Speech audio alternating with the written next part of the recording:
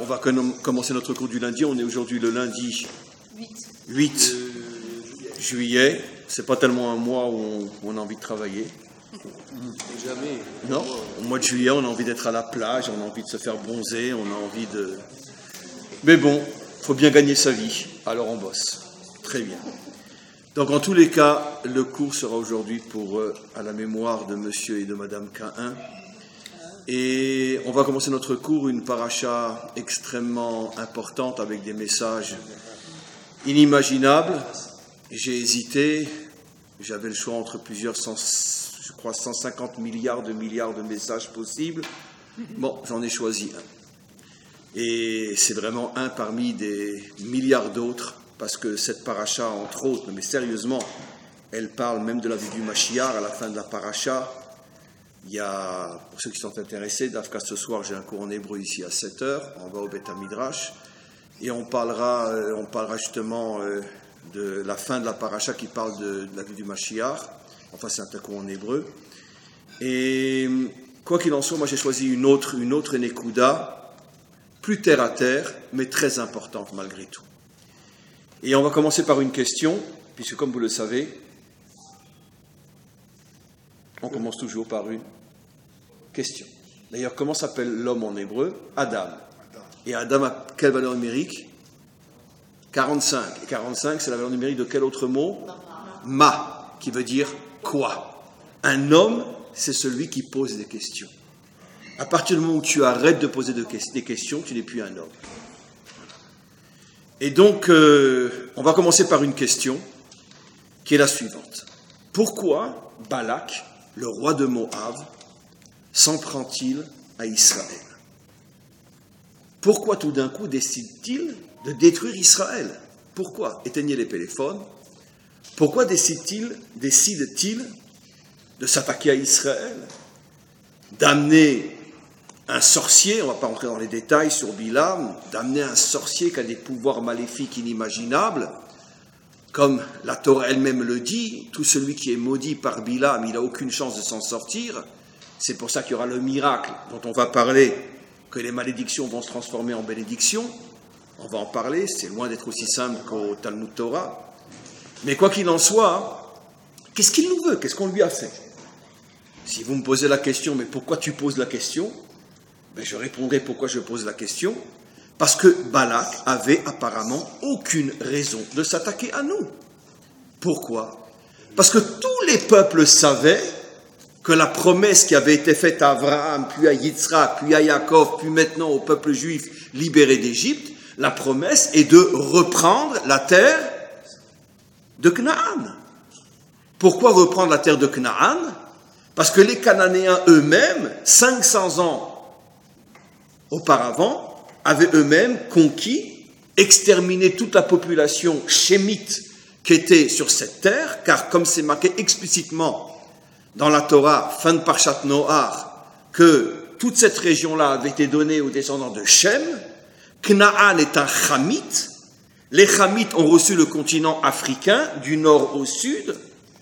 La Torah dit clairement que Canaan faisait partie de la famille de Mitzraïm, donc il devait être sur le continent africain, et Canaan a quitté sa région, est rentré dans la région de Shem, a décidé pour des raisons très profondes, mais ce n'est pas le sujet aujourd'hui, de conquérir cette terre qui s'appelait à cette époque-là pas la terre de Canaan, qui s'appelait peut-être la terre de Shem, j'en sais rien. Et donc cette terre était habitée par des millions d'hommes et de femmes et d'enfants qui ont été exterminés jusqu'au dernier. Il y a un téléphone là. C'est le vôtre peut-être. Non, c'est pas le mien. Qui ont été exterminés jusqu'au dernier, et Canaan s'est installé sur cette terre. Quand Abraham arrivera sur cette terre, Hachem dira à Abraham, on en a déjà parlé dans des cours, puisque les Cananéens sont des voleurs, des conquérants, qui vous ont volé cette terre, et que toi tu es le plus illustre des descendants de Shem, tu es un Shémite, toi Abraham, d'accord? Cette terre, dans 4 générations, te sera restituée quand vous serez un peuple et que vous sortirez d'Égypte, je vous redonnerai cette terre, vous la reprendrez à ceux qui vous l'ont volée. Exactement comme nous avons fait ces dernières décennies, après 2000 ans d'exil, toutes sortes de peuples se sont installés sur notre terre et on essaye de reconquérir notre terre. On en a déjà repris une bonne partie et Bezrat Hashem, on reprendra tout jusqu'au dernier centimètre en espérant dans notre génération et si Dieu veut, le plus tôt possible. Mais quoi qu'il en soit, c'est pas une histoire nouvelle parce que c'est ce que nous vivons aujourd'hui, mais n'oublions pas que quand les Juifs sont sortis de Babylonie, à l'époque de Ezra,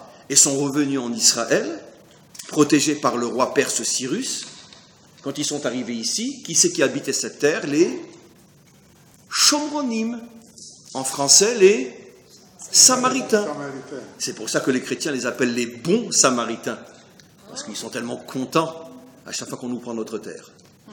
Les Samaritains, les Shomronim, qui étaient installés, ils avaient été amenés par qui? Par Sanchériv lui-même, pour empêcher les Juifs de revenir sur leur terre.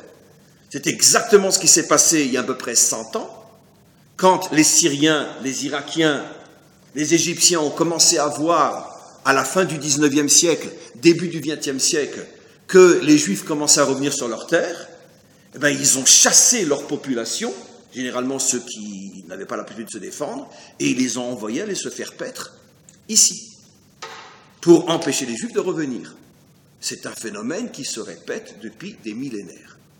Donc en tous les cas, peu importe, maintenant on revient à notre texte, Hachem avait dit à Abraham, tu reprendras la terre de Canaan. Et tous les peuples qui vivaient autour de la terre de Canaan savaient très bien que Israël n'a aucune intention de lever le petit doigt sur un peuple qui n'est pas cananéen. Donc ni les Moabites, ni Édom, on l'a vu la semaine dernière, Moshe demande au peuple de Édom, laissez-nous passer par votre terre, simplement on vous demande de passer, mais il est hors de question même de prendre 1 centimètre de votre terre. Nous, on va d'après la volonté d'Hachem. Hachem nous a dit, cette terre de Canaan est à vous, pas une autre. Donc ni Édom, ni Ammon, ni Moab, qui étaient les grands peuples, qui étaient à la frontière est d'Israël. Tout l'est d'Israël était en haut les Ammonites, au milieu les Moabites, et au sud, la région d'Élat aujourd'hui, Édom. De l'autre côté, c'est la mer. Donc, il n'y a rien à conquérir. Donc, les peuples de l'Est n'avaient aucune raison, parce que tout le monde savait, notre tradition rapporte, Rachi rapporte, que seuls les Cananéens s'étaient préparés au retour d'Israël. Et on ne voit nulle part dans la Torah que les Cananéens vont demander à Bilham de maudire Israël. Pourquoi le roi de Moab? Qu'est-ce qu'on lui a fait? Pourquoi? Pourquoi le roi de Moab? D'où vient cette haine? Qu'est-ce qu'on lui a fait? Alors, il y a encore une fois des messages absolument incroyables qui se cachent derrière cette histoire-là. Et on va commencer, pour répondre, on va commencer par interpréter justement, on va à nos âges sortir de tout ce qu'on a pu entendre au Talmud Torah, malheureusement, sur les malédictions de Bilham qui se transforment en bénédictions.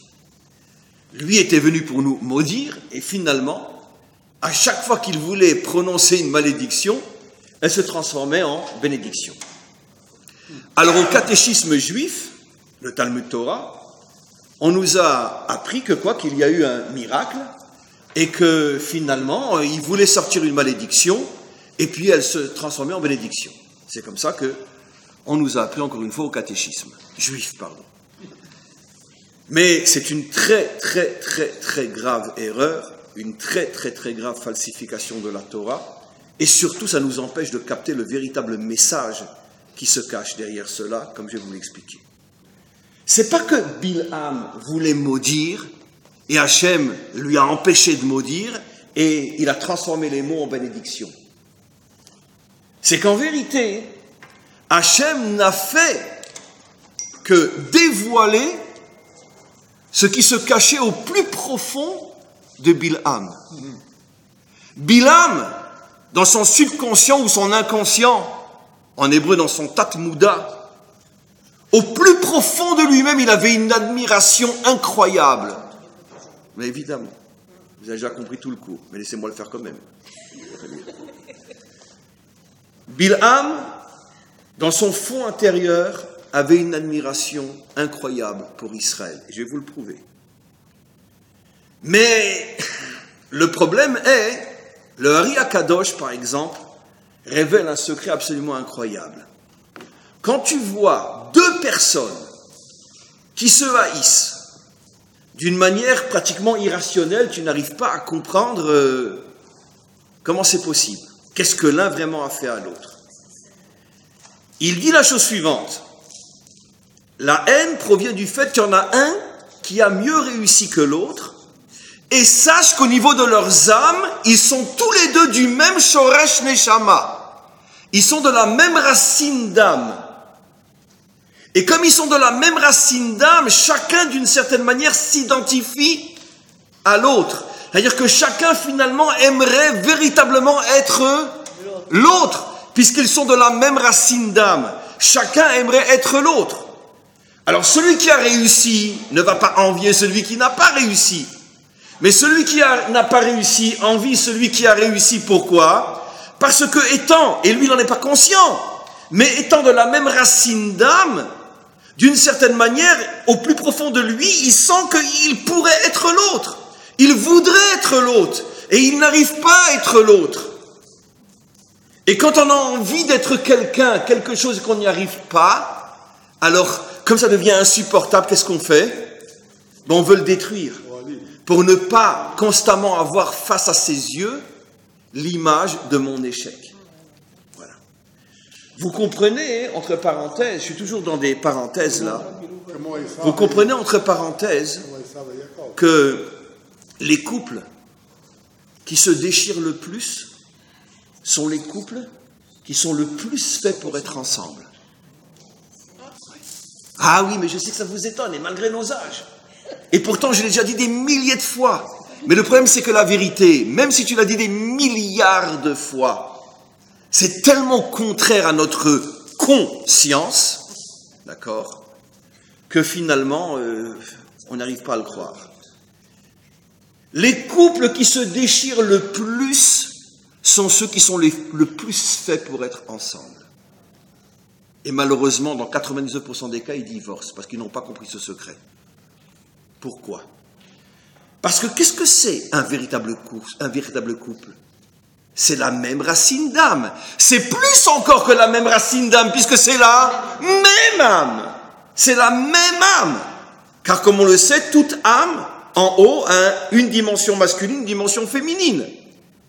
Quand l'âme descend, Hachem coupe l'âme, la dimension féminine, il la fait encore dans un corps féminin, la dimension masculine dans un corps masculin, et après, comme par hasard, tout vient d'en haut, ils se rencontrent, d'accord? Voilà, ils sont tous les deux en vacances, ils ne se connaissent pas, et puis tout d'un coup, un s'assoit l'un côté de l'autre, et puis ils commencent à se parler, et puis ils fondent une famille. Voilà. Qu'est-ce que les deux faisaient au Portugal à ce moment-là, au même moment? Parce que Hachem s'est arrangé pour qu'ils soient au Portugal au même moment, qu'il fallait qu'ils se rencontrent, il fallait bien reconstruire l'âme. Très bien, ok. Donc, c'est plus qu'une même racine d'âme, c'est la même âme. Et qu'est-ce qui va provoquer les tensions inimaginables dans le couple? C'est très simple. Quand on ne sait pas gérer le pouvoir, quand il y en a un qui écrase l'autre. D'accord? Pendant des millénaires, c'était l'homme qui écrasait la femme. Depuis à peu près 50 ans, c'est qui écrase qui? C'est la femme qui écrase l'homme. C'est libéré, la peau. Très bien. Mais, quoi qu'il en soit, il y a un problème de gestion du rapport humain. Qui a le pouvoir?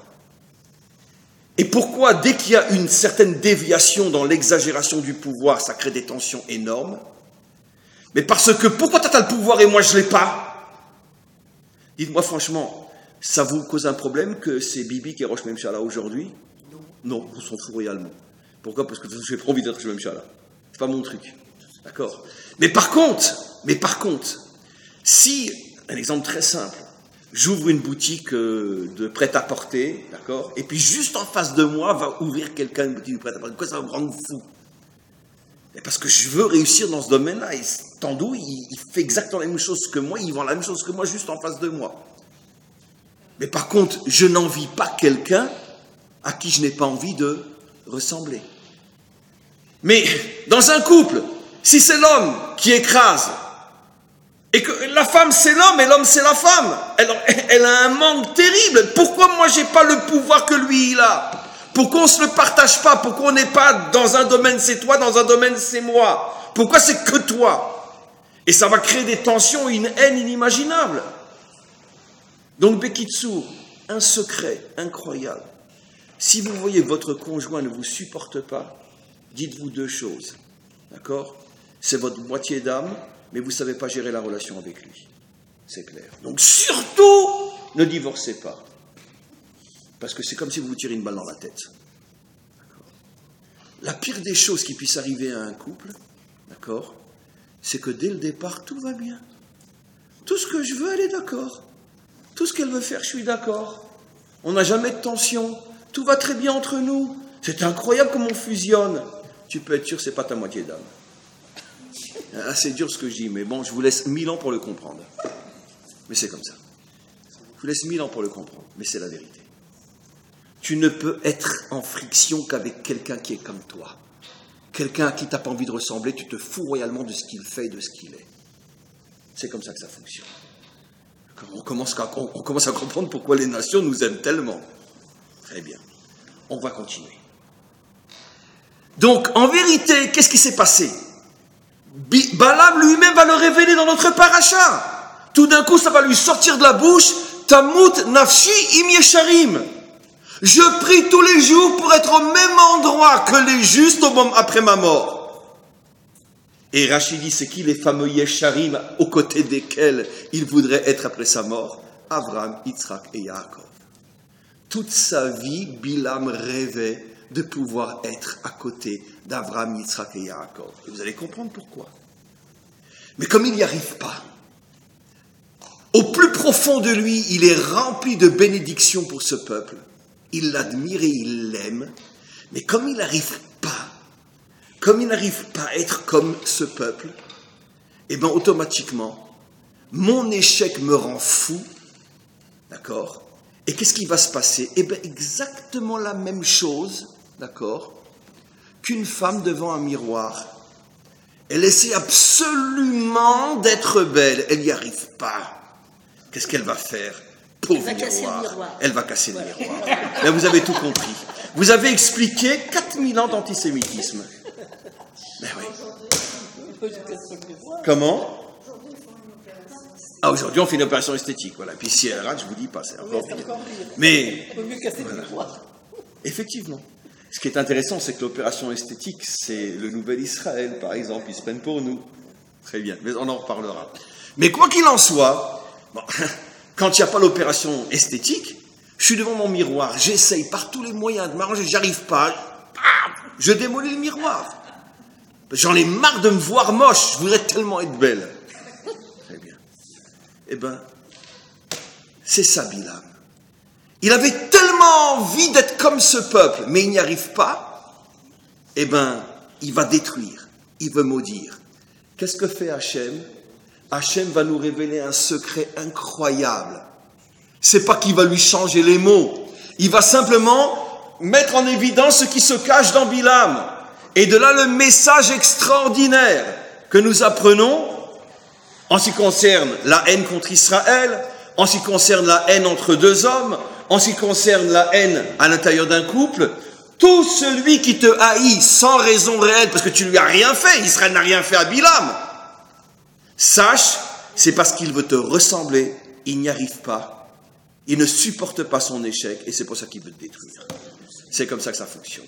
C'est la jalousie, si vous voulez. Alors maintenant, pourquoi? Parce que maintenant, si je reprends l'exemple du couple, je vais aller plus loin. Pourquoi Bilham voulait à ce point ressembler à Israël? Ou dit d'une autre manière, pourquoi n'avons-nous jamais eu de problème avec les Chinois? Pourquoi n'avons-nous jamais eu de problème avec les Japonais? Mais parce qu'ils n'ont aucune envie, ils ne savent même pas ce que c'est un juif. Bon, aujourd'hui, oui, j'exagère, mais c'est récent, hein, que vous voyez maintenant des autobus entiers d'Asiatiques en Israël, ça remonte à 2-3 ans. Pas plus, c'est tout nouveau. Mais jusqu'à 5 ans, un Chinois ne savait pas ce que c'est un juif. Et même s'il savait, il n'a aucune envie d'être un juif. Donc, ils ne peuvent pas avoir quelque chose contre nous. Ils n'ont pas envie d'être comme nous. Tu ne peux être que contre celui à qui tu as envie de ressembler. Voilà. Encore heureux qu'on n'a pas de problème avec eux, ils sont quand même 2 milliards. Très bien. Vous savez, c'est l'histoire... c'était un disque. C'est pendant la guerre des 6 jours. C'est Nasser qui appelle le roi de la Chine. Là. Enfin, il dit, il faut absolument que vous nous aidiez. Parce que déjà à l'époque, les Chinois étaient pro-arabes sur le plan politique. Vous nous aidez, on est en guerre avec les Juifs, on s'en sort pas. Alors l'autre il demande, mais combien qu'ils sont? Ben, ils sont 3 millions en 67. Et le roi des Chinois demande, à quel hôtel ils sont descendus? Très bien. Bon, on continue. Pourquoi Bilham voulait à ce point détruire ce miroir? Mais parce que le Hari Akadosh nous révèle, et dans le Zohar aussi, figurez-vous que Bilham était le Gilgoul, la réincarnation, de l'âme de qui? Lavan. C'était la famille d'Abraham. Mais Lavan, c'est pas seulement la famille d'Abraham, c'est celui qui a donné sa sœur à Yitzhak, qui va donner Yaakov. C'est celui qui va donner ses 2 filles, ses 4 filles en vérité, ses 2 filles, Léa et Rachel, à Yaakov. Et c'est lui le grand-père du peuple juif, Lavan. Lavan a créé le peuple juif. Il a créé Yaakov, il a créé les 12 tribus d'Israël. Et quand Yaakov va s'enfuir, qu'est-ce que Lavan va dire à Yaakov? Abanim banai, habenot benotai, akol sheli. Tout est à moi. Pourquoi tout est à moi? Pourquoi il voulait garder Yaakov? Pourquoi il ne voulait pas laisser les 12 tribus partir? Mais parce qu'il voulait être lui le fondateur d'Israël. Il voulait être lui le fondateur d'Israël. Et quand Yaakov a pris la fuite, ça l'a rendu fou. Parce que lui rêvait d'être, pas seulement le grand-père biologique, d'être le grand-père réel, spirituel du peuple juif. Et quand il s'est rendu compte que Yaakov, après 22 ans, passé chez lui, s'est rendu compte, Yaakov, que non, que Lavan ne pouvait pas être le modèle, et qu'il a décidé de partir, ça l'a rendu fou. Pourquoi? Parce que tu m'enlèves toute mon espérance, tout mon espoir. J'étais le grand-père biologique, je pensais que mon nom soit inscrit pour l'éternité dans la Torah d'Israël, je suis le fondateur du peuple juif. C'est parce que justement il voulait être le fondateur d'Israël qui va devenir fou contre Israël une fois que Israël lui dit non, c'est pas toi le fondateur d'Israël. Il va revenir dans le personnage de Bilham, et Bilham peut-être lui-même ne comprend pas d'où lui vient cette haine irrationnelle à l'égard d'Israël, mais il l'attire de son ancêtre Lavan, qui voulait être lui le peuple juif, et qui n'a pas pu être le peuple juif. Vous comprenez? Premier phénomène que la Torah nous révèle. Lavan, en vérité, voulait être le peuple juif. Il est revenu sous le personnage de Bilham, et maintenant Bilham, qui sait qu'il ne pourra pas être le peuple juif, veut détruire le peuple juif parce qu'il ne supporte pas de voir son échec dans le miroir d'Israël. Et revenons maintenant sur Balak. Et pourquoi Balak veut détruire Israël? Qu'est-ce que Israël lui a fait? On a quand même prouvé historiquement que Balak savait très bien que Israël n'avait aucune intention de s'attaquer au peuple de Moab. Mais le peuple de Moab a une vieille tradition anti-juive. Et surtout, après que Israël va s'installer sur sa terre, la majorité des guerres que Israël va faire jusqu'à la destruction du 2e temple, c'est contre Moab. Moab est tout le temps en guerre contre Israël. Tout le temps. Le roi David va passer pratiquement 40 ans de sa vie à être en guerre contre Moab. Et à chaque fois, c'est Moab qui déclenche les hostilités. Mais qu'est-ce qu'on lui a fait, mince alors? Qu'est-ce qu'il nous veut? Qu'est-ce qu'il nous veut? Plus encore, nos maîtres nous racontent qu'à l'époque de la destruction du temple, nos maîtres disent que quand les mercenaires, parce que Le roi de Babylone avait bien sûr une armée remplie de mercenaires, tous les peuples de la région. Et quand les mercenaires sont rentrés à Jérusalem, je vous laisse deviner où ils ont été. Là où il y avait de l'argent et là où il y avait des filles. Très bien. Comme n'importe quelle conquête jusqu'à aujourd'hui. Les Moabites, non. Les Moabites sont rentrés dans le temple, ils ont laissé et l'argent et les filles, ils sont rentrés dans le temple, ils sont entrés dans le Kodesh HaKodashim, dans le Saint des Saints. Tout leur kiff était de prendre la Torah d'Israël et de la briser, et de cracher dessus et de faire pipi dessus. Ça veut dire ils ont été mévater, comment on dit mévater en français? Ils étaient prêts à abandonner le plaisir des filles, la fortune qu'ils auraient pu se faire, comme tous les autres, rien que pour avoir le plaisir de souiller la Torah d'Israël. Mais d'où vient cette haine? Mais qu'est-ce qu'ils nous veulent? On leur a jamais rien fait.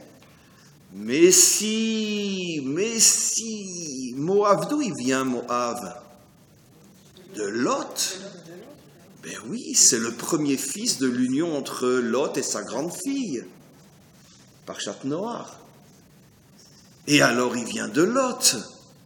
Et alors pourquoi s'il vient de Lot, il nous haït tellement? Mais qui pensait être l'héritier d'Abraham? Qui pensait être le peuple juif? Lot? Ben on a un texte explicite. La dispute entre les bergers de Lot et les bergers d'Abraham. Pourquoi ils se sont disputés? La Torah nous le dit. Lot faisait rentrer ses moutons dans les champs cananéens. Abraham a vu ça, il lui a dit, mais attends, mais t'es malade, c'est du vol. Lot lui dit, pourquoi c'est du vol? Hachem nous a promis de nous redonner cette terre. En plus, c'est eux qui nous l'ont volée. Donc, les champs, ils sont à nous. D'accord? Et Lot rajoute à Abraham, et comme de toute façon tu n'as pas d'enfant et tu n'en auras pas, ton seul héritier c'est moi. Donc cette terre, elle m'appartient, c'est moi le peuple juif. Abraham lui dit non. Hachem nous a promis cette terre, c'est vrai. Mais attends qu'il nous la donne. Pour l'instant, elle est entre les mains des Cananéens. Elle n'est pas encore à nous sur le plan historique. J'ai consacré plusieurs cours à cette réponse d'Abraham extraordinaire. C'est que même si tu as une promesse divine, tu n'as pas le droit d'être un... Allez, qui va devenir? Ça commence par un F. Un fanatique. Dieu a dit! Pour l'instant, dans l'histoire, dans la réalité, ce chant, il est au Cananéen ou il est à toi? Il est au Cananéen. Alors. Ah, mais si Dieu a dit, Lot était un fanatique. Si Dieu a dit, on tue tout le monde. Abraham donne la première leçon de la Torah authentique. Dieu a dit, ça se réalisera, mais laisse l'histoire suivre son cours. Ne force pas les choses, t'es pas le bon Dieu, laisse-le diriger son monde. D'accord? D'une certaine manière, mais là je le dirais, ne le prenez pas mal, d'une manière un petit peu exagérée dans l'autre sens, l'État d'Israël est très avramique. Très avramique. Parce que, quand vous voulez la moitié de Jérusalem, prenez la moitié de Jérusalem. Vous voulez le Gush Katif, prenez le Gush Katif. D'un autre côté, on peut dire aussi que les Palestiniens, du moment où Israël a commencé à revenir et les indépendances, etc., ça s'identifie aussi aux Moabites qui habitaient cette terre et le moment n'était non, pas les Moabites, les Cananéens. Les Cananéens, oui. Malgré la promesse, le moment n'était pas encore venu. On peut l'identifier aussi à ce qui se passe maintenant. Mais 100%. Je dis qu'au contraire, Israël se comporte comme Abraham à l'égard de Lot, mais d'une manière même un peu trop exagérée. Par exemple, quand l'ONU a fait le partage de la Palestine en 1948 et que Israël avait reçu une bande tellement minuscule que si quelqu'un éternue, l'autre qui se trouve au nord, il doit se laver le visage, d'accord? Ben Gurion a accepté. Et les Palestiniens qui avaient reçu 99% de la Palestine n'ont pas accepté. Nous qui avions reçu 0,01%, on a accepté, Ben Gurion a accepté. Ça veut dire que c'est vrai qu'on est les enfants d'Abraham, avec des exagérations parfois, Mais c'est vrai que c'est évident que Ben Gurion avait la foi absolue comme quoi un jour cette terre serait à nous, car c'était un vrai juif, même s'il n'était pas pratiquant. Mais d'un autre côté, on voit que dans sa relation avec l'histoire, il est prudent et lent. Trop à mon goût, mais c'est Abraham poussé un petit peu trop à l'extrême. Mais en tout cas, c'est pas Lot. Lot, c'est Dieu a dit, c'est à nous, on tue tout le monde. Ça, c'est pas juif. Ça, c'est pas nous. Maintenant, il faut trouver le juste milieu. Quoi qu'il en soit, maintenant, revenons à cette histoire. Lot pensait être le peuple juif. Et quand Abraham lui a dit, d'accord, on va chanter la chanson à l'inverse de la chanson française. Où tu iras, je n'irai pas. Mais non. Où tu iras, j'irai. Qui c'est qui chantait Où tu iras, j'irai? Sheila, bien sûr. Alors. Écoutez, rappelez-vous, notre jeunesse. On a grandi avec Sheila, nous. Très bien. Alors, où tu iras? Non, pas toi. Toi, tu n'étais pas né encore. Non, je parle à la fille. Mais on a grandi avec Sheila. Elle chante Où tu iras, j'irai. Et Abraham a dit à Lot, où tu iras, je n'irai pas. Tu vas à gauche, je vais à droite. Tu vas à droite, je vais à gauche. Qu'est-ce que Lot a compris? Qu'il ne serait pas le peuple juif. Et il a commencé à dire, je ne serai pas le peuple juif. Eh bien, je vais aller m'installer d'Afka avec ceux qui représentent le contraire de ta qualité à toi, Abraham. Toi, Abraham, tu es l'homme de la bonté, l'homme de la charité, l'homme de l'ouverture. Mais moi, je vais aller à Sdom, où on condamne à mort celui qui ose donner un morceau de pain à un pauvre. Voilà où je vais aller, pour te montrer que je te crache au visage. Ben, ton peuple, j'en veux pas. Et c'est comme ça que Lot commence à devenir un antisémite, lui qui pensait être le peuple juif. Regardez ces messages incroyables. Incroyable. Et bien, quand il va mettre au monde son premier fils, Moab, et bien, il va lui transmettre dans son ADN la haine qu'il a à l'égard des Juifs. Et vous comprenez pourquoi le peuple qui a été le plus ennemi d'Israël pendant toute l'histoire biblique, alors qu'on lui a jamais rien fait, c'est les Moabites. Pourquoi? Parce qu'ils avaient hérité dans leur ADN le même problème que Bilham Lavan. J'aurais voulu être juif, mais comme je ne peux pas l'être, alors je vais détruire le miroir. Vous commencez à comprendre énormément de choses dans l'histoire. C'est intéressant quand même que les deux peuples qui nous ont fait le plus souffrir dans notre dernier exil, les Espagnols et les Boches, sont précisément les deux peuples desquels on a adopté la langue. Le yiddish et le judéo-espagnol. C'est incroyable, hein? Et jusqu'à aujourd'hui, il y a des comme ça, avec des comme ça qui parlent le yiddish. Je comprends pas, pourtant ils ont laissé toute leur famille à Auschwitz. Comment ils font pour parler yiddish? Parce que c'est quand même de l'allemand, le yiddish, hein? Bon, judéo-espagnol a plus ou moins disparu. Mais pendant des siècles, les Juifs du Sud parlaient le judéo-espagnol. Et jusqu'à aujourd'hui, la vieille tradition ashkénaze parle le yiddish. Il will nicht. Je veux pas. Comment c'est possible? Quoi, l'Inquisition et la Shoah, les deux plus grands massacres de Juifs pendant 2000 ans, et on parle leur langue. C'est intéressant parce que la langue, c'est un petit peu l'identité, c'est un petit peu le... Comment vous comprenez ça? Comment vous comprenez ça? C'est intéressant parce que en Espagne, juste avant l'Inquisition, pratiquement tous les ministres importants étaient juifs. C'est marrant parce que le conseiller principal et privé d'Isabelle la sioniste, parce que grâce à elle on est retourné sur notre terre, d'accord, il s'appelait Torquemada. Et c'est intéressant parce que Torquemada c'était quoi? À part que c'était un vrai confesseur. C'était un juif converti. Bien sûr, c'était un renégat. Non seulement il se convertit au catholicisme, mais en plus c'est lui qui est le penseur de l'Inquisition. C'est lui qui a convaincu Isabelle de faire l'Inquisition. Et juste avant l'Inquisition, pratiquement tous les ministres importants en Espagne étaient juifs. C'est intéressant parce que juste avant la montée du nazisme en Allemagne, un avocat sur deux à Berlin, il était juif. C'est intéressant. Pratiquement la plupart des professeurs d'université en Allemagne étaient juifs. Quel est le premier pays d'Europe qui a émancipé les juifs et qui les a considérés comme des citoyens libres et égaux à part entière? Non, pas la Corse. L'Allemagne. L'Allemagne, mes amis, l'Allemagne. Le premier pays européen qui a ouvert toutes ses portes sans limite aux juifs allemands était l'Allemagne. Bien sûr. Ah oui, c'est après. Bien sûr. Bien sûr, et c'est pour ça que les juifs, très très vite...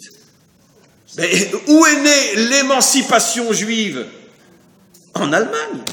Pourquoi? Puisque voyant que les Allemands, finalement, leur permettaient de s'assimiler complètement, comment on appelle ce mouvement de l'émancipation juive?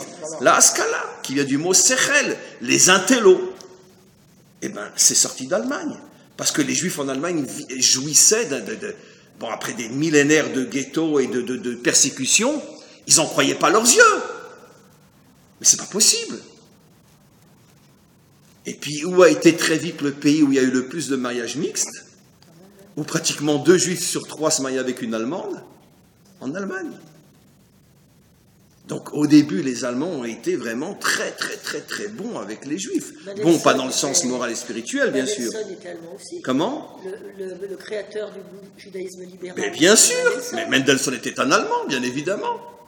Le fondateur du judaïsme réformé libéral, c'était un Allemand, bien évidemment. Bon, après, il est parti s'installer en Belgique, mais c'était un Allemand. On force l'admiration et ensuite on force la jalousie. Mais évidemment. Mais le problème c'est que c'est toujours le même problème.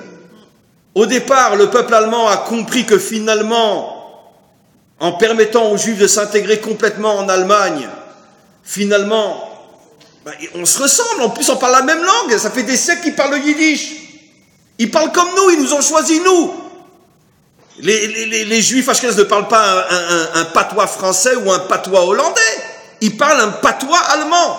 Avant même la libération des Juifs allemands en Allemagne, on parlait le yiddish en Pologne, en Russie et partout. Donc ça veut dire que les Allemands ont commencé à comprendre que finalement ce peuple-là nous ressemble énormément. Donc au début, ils ont ouvert toutes leurs portes. Mais après, l'amour s'est transformé en haine. Je dis toujours une autre chose, mais parce que des fois, vous savez, c'est ma phrase que je dis ces derniers temps, des fois je dis à Hachem, cache-toi, t'es trop clair, tu vas nous enlever notre libre arbitre, c'est pas possible. C'est quand même incroyable que, dites-moi, Hitler était allemand? Autrichien. Et Herzl? Autrichien aussi. Quoi? Du même peuple va sortir celui qui veut nous détruire et celui qui va nous reconstruire? C'est incroyable. Donc ça confirme vraiment ce cours. C'est incroyable. Finalement, Herzl, bien avant Hitler, parle de la reconstruction d'Israël, alors qu'il avait 1 milliard de chances de sortir d'Allemagne et pas d'Autriche. Le destructeur d'Israël va sortir d'Autriche, comme par hasard du même endroit d'où sort celui qui parle de la reconstruction d'Israël. Bon Dieu, cache-toi, je t'en supplie, arrête, tu vas nous enlever notre libre arbitre. C'est trop clair. C'est trop clair. Donc par tous les moyens du monde, qu'est-ce que cette parole nous fait comprendre?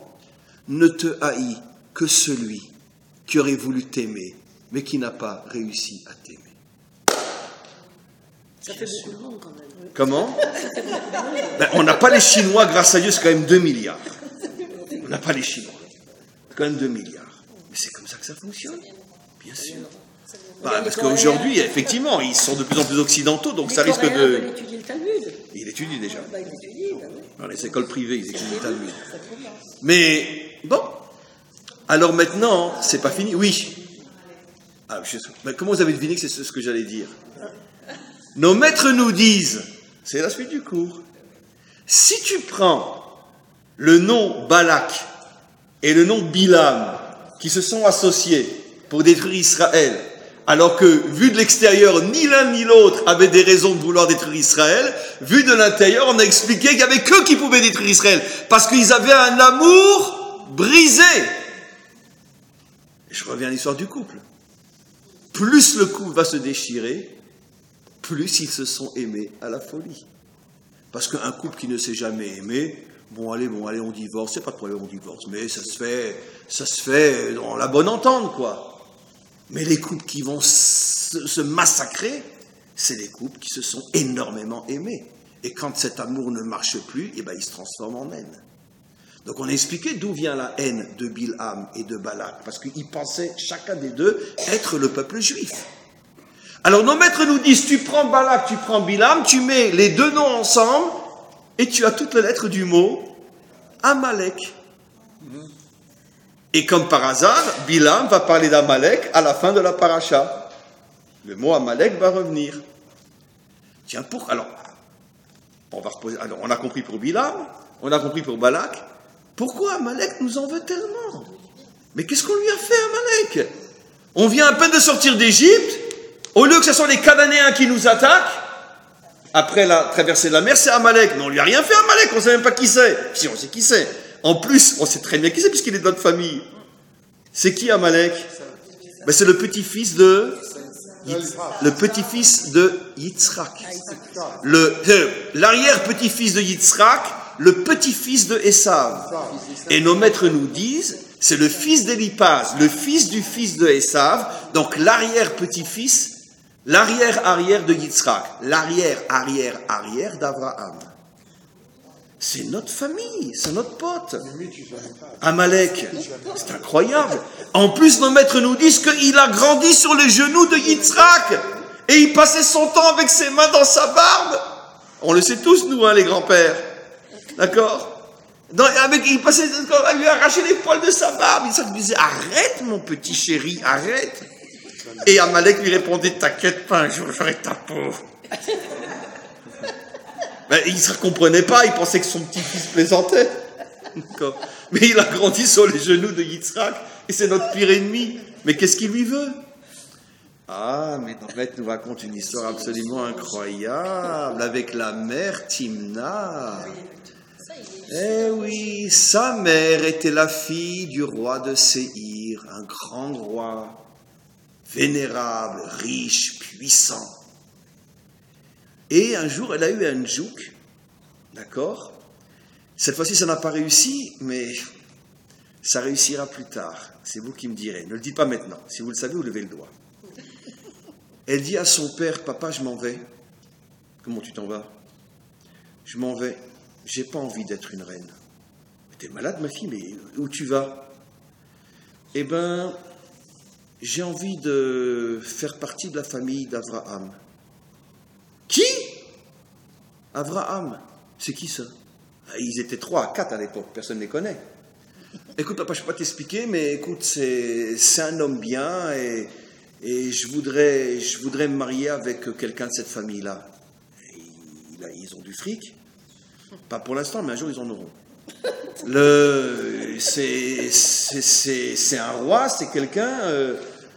Non, c'est un berger. T'es malade, ma fille. Non, papa, écoute, on ne discute pas, je m'en vais. Elle prend sa petite valise, elle s'en va. Elle arrive chez Abraham, elle dit, je suis la princesse de Séhir. Ouais, asseyez-vous, madame. Écoutez, j'ai tout laissé, je veux m'accrocher à votre famille. Je veux me convertir, je veux m'accrocher à votre famille. Abraham la regarde, il a du roi à Kodesh, il ne la sent pas. Il dit, écoutez, je suis très très occupé, là on vient de m'appeler, j'ai un rendez-vous, là je reviens. Elle attend, elle voit qu'il ne revient pas, elle s'en va chez Yitzhak. Il lui raconte la même histoire, voilà, écoutez, je suis la fille de Séhir, je suis venu pour me convertir et je vous avoue franchement, j'aimerais bien me marier avec quelqu'un d'entre vous. Oh là là là là, mais j'ai loupé mon rendez-vous, excusez-moi, là, tout de suite j'envoie un WhatsApp. Elle va chez Yaakov, même chose. Elle va même chez Esav. Esav lui dit, excusez-moi, j'ai un rendez-vous. Même Esav n'en veut pas. Alors elle va chez Élipaz. Élipaz, le fils de Esav, qui était un grand débauché. Le fils de Esav. Élipaz lui dit, écoute, être mon épouse, non. Mais si tu veux, tu peux devenir ma maîtresse. Ça veut dire l'humiliation totale. D'accord? Et même pas son épouse, à Éliphaz, sa maîtresse, quand il a 5 minutes par-ci par-là. Et ensemble, ils mettent au monde Amalek. Nos maîtres disent, et c'est très fort, si Abraham, Yitzhak et Yaakov n'avaient pas repoussé Timna avec autant de violence et sans explication, eh ben, ne serait pas né Amalek. Ils auraient dû lui expliquer, ils auraient dû lui faire comprendre. Mais nos maîtres posent la question, mais lui expliquer quoi? Expliquer quoi? Pourquoi? Attends, la fille d'un roi, si elle veut se convertir, pourquoi tu ne l'acceptes pas? Parce que nos pères avaient le roi à Kodesh. Et ils savaient quelque chose que vous savez aussi. Comment vous vous rappelez pas? Éliphaz, qui prend Timna comme sa maîtresse. Timna, c'est en vérité sa fille.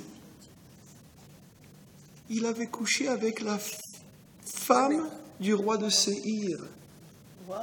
Éliphaz était un grand débauché, le fils de Esav.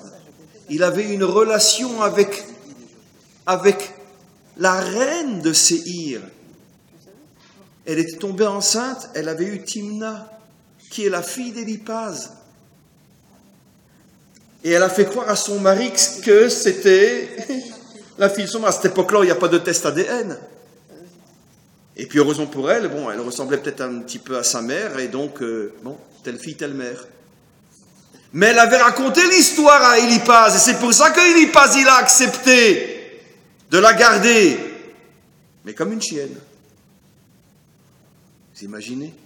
De là est sorti Amalek.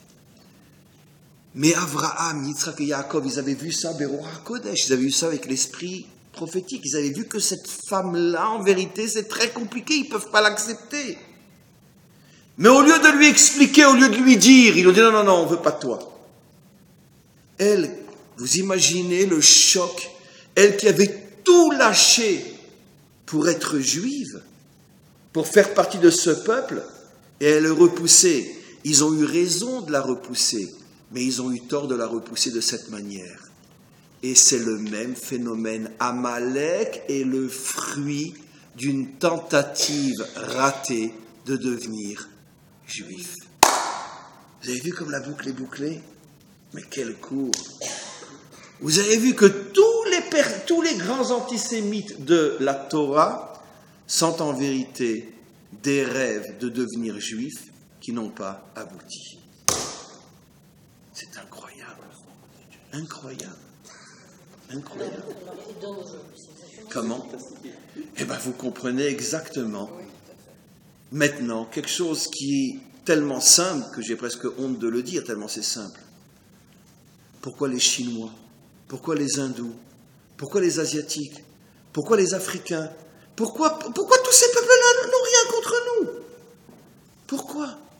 Pourquoi précisément ceux qui nous ont piqué notre religion? Les chrétiens et l'islam. Ceux qui ont voulu être nous. Mais l'islam, moins malgré tout que les chrétiens. J'explique. L'islam n'est pas anti-Torah. L'islam est anti-sioniste. On va expliquer. C'est pas pareil. Ils n'ont jamais détesté les Juifs en tant que tels. Quel est l'un des pays jusqu'à aujourd'hui où les Juifs vivent? Un pays de dictature, bien évidemment, on ne parle pas de l'Amérique. Un pays de dictature où les Juifs vivent en toute liberté? L'Iran et la Turquie. L'Iran et la Turquie. Et pas plus heureux aujourd'hui qu'un Juif en Turquie. J'ai suffisamment d'élèves en Turquie pour vous le dire. Pas plus heureux qu'un Juif en Turquie. Et en Iran. À Simchat Torah, ils dansent dans la rue avec le Sefer Torah et le Talit, et leurs voisins musulmans tapent dans les mains et chantent avec eux. Il y a des synagogues magnifiques en Iran. Je ne comprends pas. Et pourtant, ils veulent détruire l'État d'Israël. Non. L'islam, a eu aussi ses périodes de pogrom, bien sûr. J'imagine que vous avez besoin d'argent. Mais l'islam ne s'attaque pas à la Torah d'Israël. Elle s'attaque à la nation d'Israël.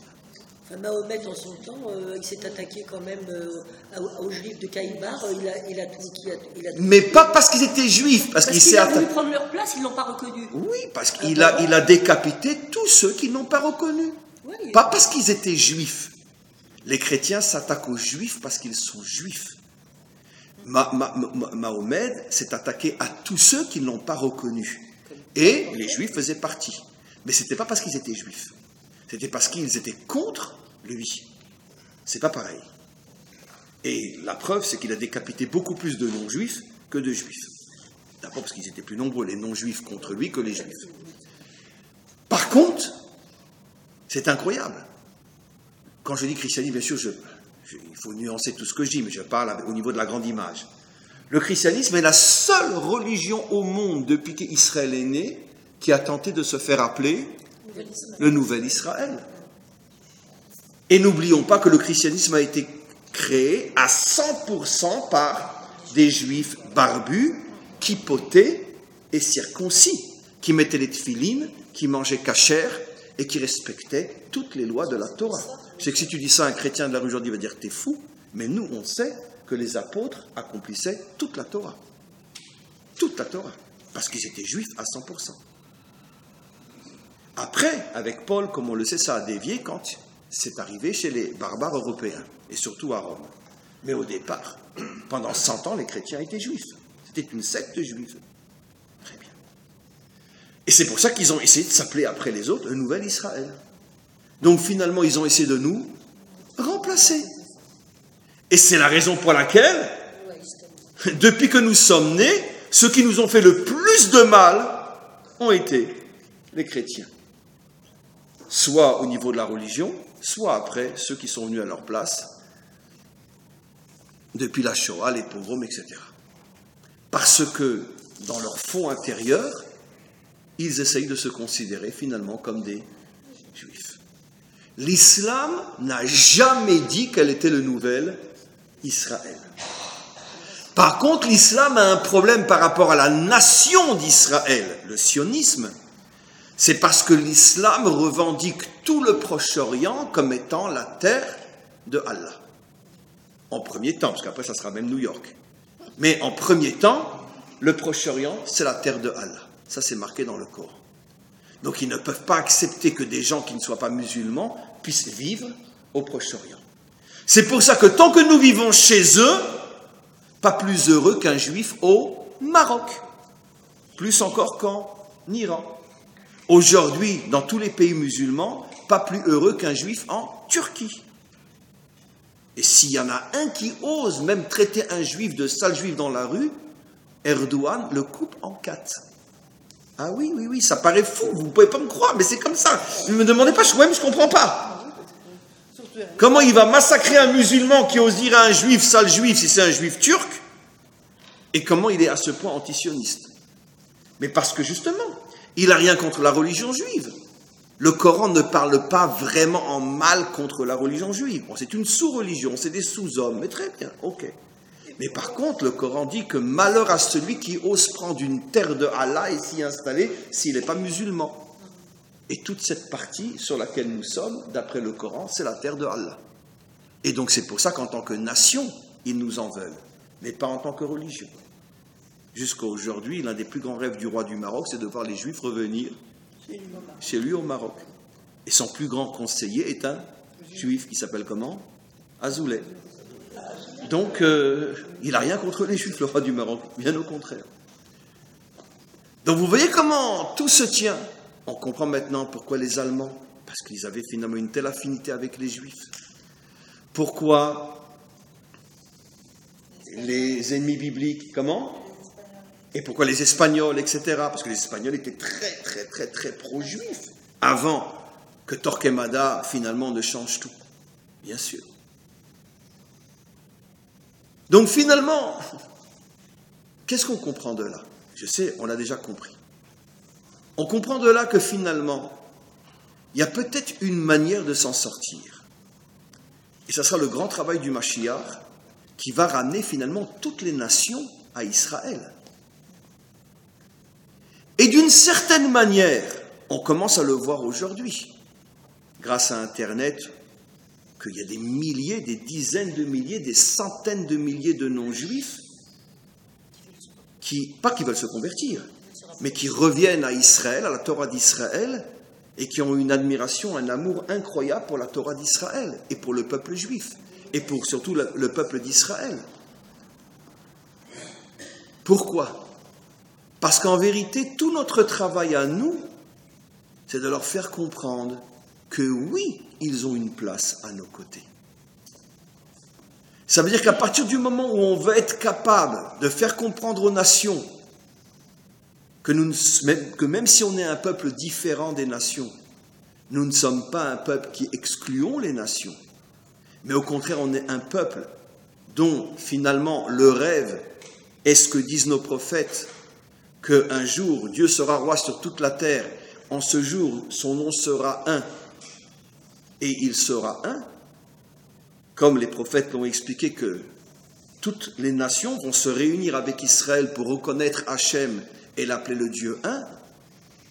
Quand les nations vont comprendre que finalement, dans notre mission, elles ont une place, et que Israël n'a pas été choisi pour être un peuple qui a un projet qui ne le concerne que lui, mais le projet d'Israël, c'est un projet universel, celui de reconstruire l'humanité tout entière et les 70 nations.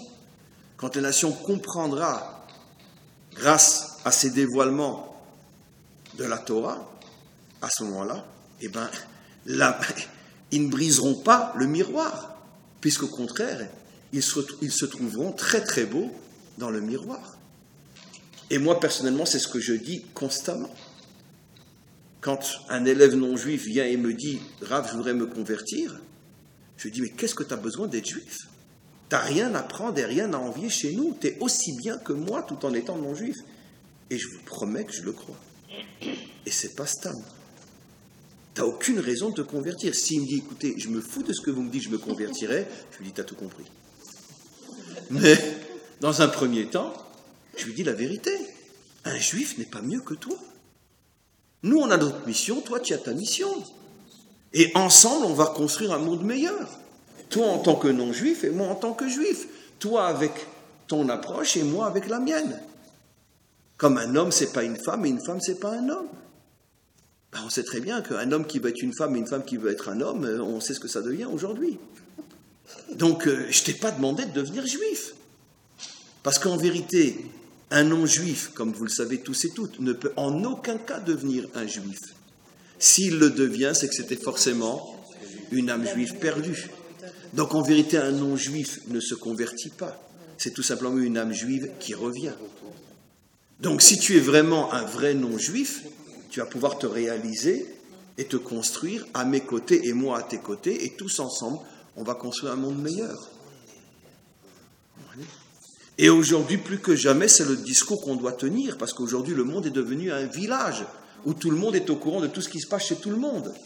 Et donc, il faut aujourd'hui commencer à avoir cette approche de reconstruction du monde en comprenant que finalement, personne n'est meilleur que l'autre, chacun a une mission, chacun a une place, et tous ensemble, comme dans une armée. Est-ce qu'on va oser dire que les tankistes sont meilleurs que les aviateurs ? Désolé.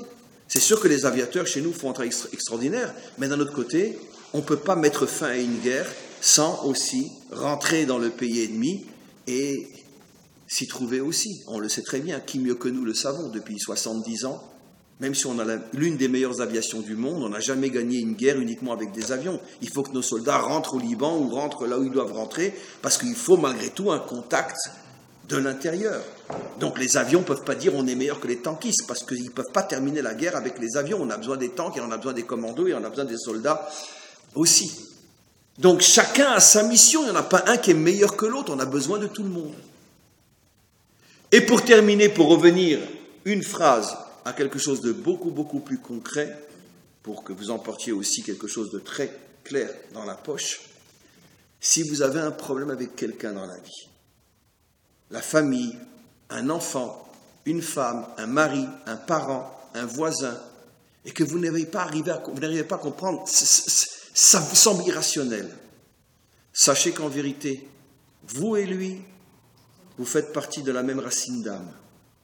Et tout le problème vient d'une difficulté à gérer la relation de manière à ce que chacun se sente bien avec l'autre. Et de là viennent les problèmes. Ça, c'est la clé. Amen, vechen yeratzon.